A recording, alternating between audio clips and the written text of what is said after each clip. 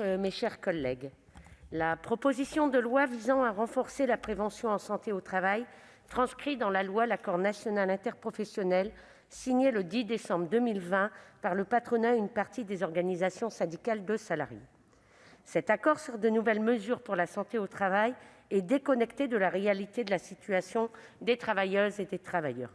Alors que la crise sanitaire a profondément bouleversé les organisations de travail, le texte ne prévoit aucune mesure sur l'encadrement du recours au télétravail. Pourtant, les conséquences physiques et psychiques de l'isolement du télétravail imposé et généralisé ont été largement dénoncées. Notre groupe a déposé des amendements pour compléter le texte en conditionnant le recours au télétravail à la signature d'une convention collective, en organisant un droit à la déconnexion et en assurant le financement des dépenses liées à ce télétravail. Avec ce projet de loi déguisé, le Gouvernement veut faire oublier la décision de 2017 de supprimer les CHSCT. Un profond recul pour les représentants du personnel et pour la santé et la sécurité des travailleurs dont la pandémie a illustré cependant la nécessité. Ce texte ne prévoit rien sur la mise en place d'une véritable politique de prévention primaire des risques professionnels prenant en compte la pénibilité des postes et l'usure professionnelle. La proposition de loi s'attaque en réalité à une partie extrêmement réduite de la santé au travail.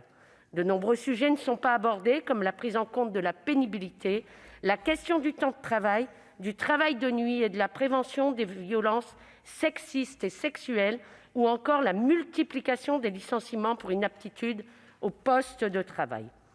La proposition de loi se limite à renommer les services de santé au travail en services de prévention en santé au travail, mais sans fournir de moyens supplémentaires. Le texte crée un passeport prévention qui renvoie la responsabilité de la santé et de la sécurité sur chaque salarié sans prendre en compte le travail réel de son organisation. La proposition de loi introduit un rendez-vous de liaison entre le salarié et l'employeur qui remet en cause la visite de pré-reprise en court-circuitant le médecin du travail. Ces rendez-vous sont pourtant fondamentaux dans la prévention des inaptitudes et éviter les pressions managériales. Face à la pénurie de médecins du travail, le Gouvernement choisit de créer des médecins praticiens correspondants et de déléguer les fonctions et missions du médecin du travail aux infirmières. Nous pensons au contraire que la situation exige d'augmenter le nombre de places au concours au poste de médecin du travail, à revaloriser la formation dans les universités et à améliorer les conditions de travail.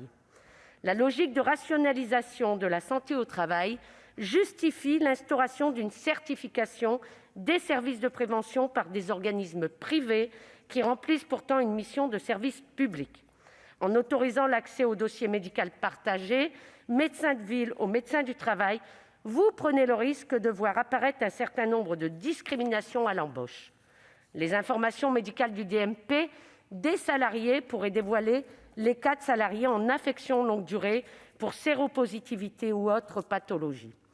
Les garanties ne sont pas suffisantes pour nous rassurer, car si l'accord express du salarié est prévu, comment allez-vous garantir l'absence de pression sur les salariés ou garantir que ce choix a été fait de manière éclairée ? Le texte prévoit l'archivage du document unique d'évaluation des risques pour une durée minimum de 40 ans. La commission des affaires sociales a prévu la création d'un site internet pour l'archivage géré par les organisations patronales. Pour notre part, nous considérons que la traçabilité des expositions aux risques professionnels doit être confiée à un organisme public indépendant comme les CARSAT ou la Direcct. Évidemment, cette mission d'archivage nécessitera des moyens supplémentaires. En conclusion, le texte ne prévoit aucune proposition pour de véritables droits pour les salariés et leurs représentants.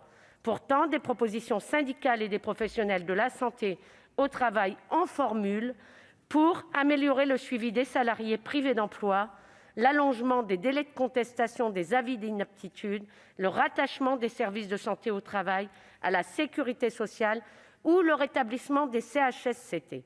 Enfin, mes chers collègues, je tenais à évoquer un point concernant nos travaux et notre rôle en tant que parlementaires. Un grand nombre d'amendements ont été déclarés irrecevables sur la base de l'article 45, c'est-à-dire que 44 amendements déposés pour chacun d'entre nous ne seront pas étudiés parce que considérés comme des cavaliers législatifs. Pour l'ensemble de ces raisons, le groupe Républicain Citoyen et Écologiste votera contre cette proposition de loi qui passe à côté des enjeux essentiels de la santé au travail.